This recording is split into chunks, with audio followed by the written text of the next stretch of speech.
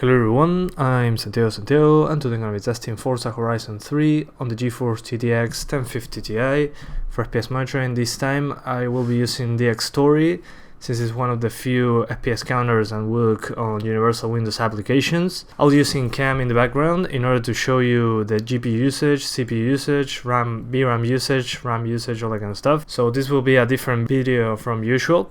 You will see that I'll play on windowed mode. That's because I want to see all the other data at the same time.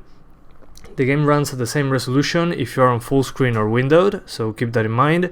It's the same resolution, it's the same performance on windowed or full screen. That's why I will just put the game on full screen a couple times to show you that the frame rate is the same. When I change the resolution, you'll see that the FPS counter will be bigger or smaller, just like when I'm changing the resolution on full screen. So yeah.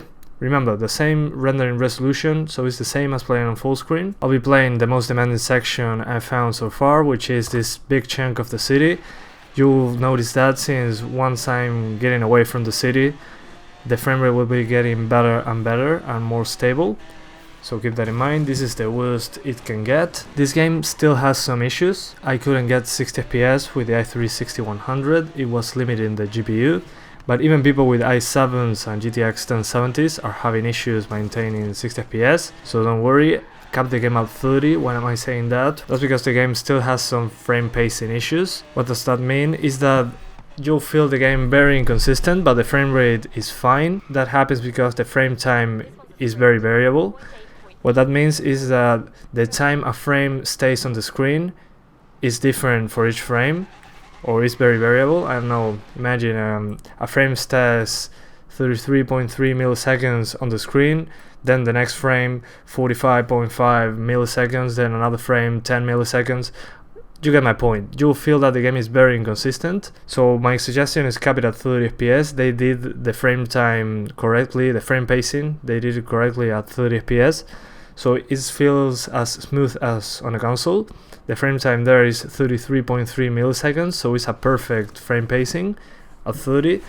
So you can play it very smooth at 30 in comparison to other PC ports. It feels like 30 FPS of a console, which is awesome. On 1080p I'm going to be using ultra settings with reflections on high, the level of detail of cars on medium. Why am I doing that? Well, the global car level of detail affects the CPU. So I suggest you lower it if you can to get a more consistent frame rate.